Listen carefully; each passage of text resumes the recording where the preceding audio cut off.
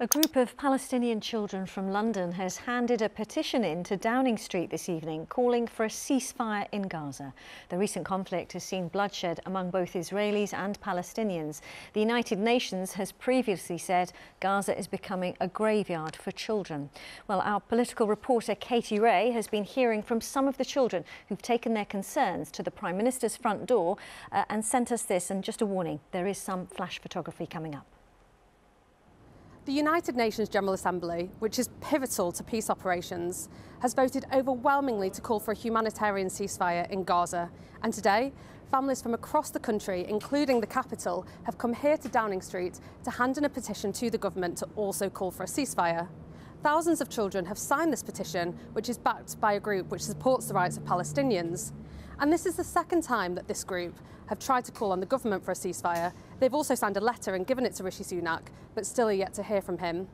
I spoke to some of those children to ask them what it meant to them.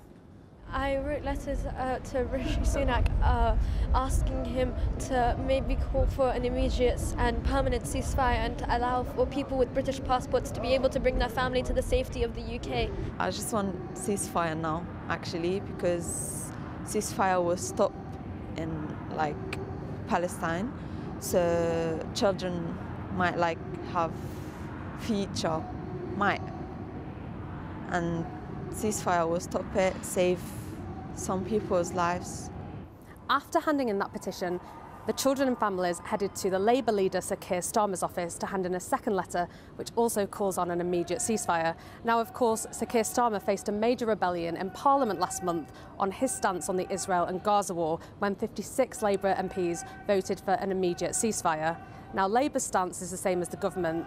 Both want to call for a humanitarian pause so that aid can get to civilians in Gaza.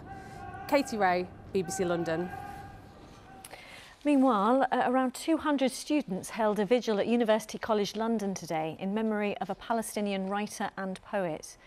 Dr. Refat al-Aria studied at UCL in 2007. He was killed in an Israeli airstrike last week. A minute's silence was held in his memory at the university. There were also readings of his final poem, If I Must Die, which were read out in different languages. He was a beloved lecturer. His students loved him, adored him, and people have read his work.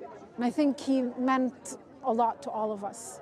It was lovely to hear his poetry. I think his final poem, If I Must Die, is such a poignant poem, and it is a massive reflection of what every Palestinian is living through constantly. And today we had his poem read out in 10 different languages, transcending linguistic barriers to keep his message alive.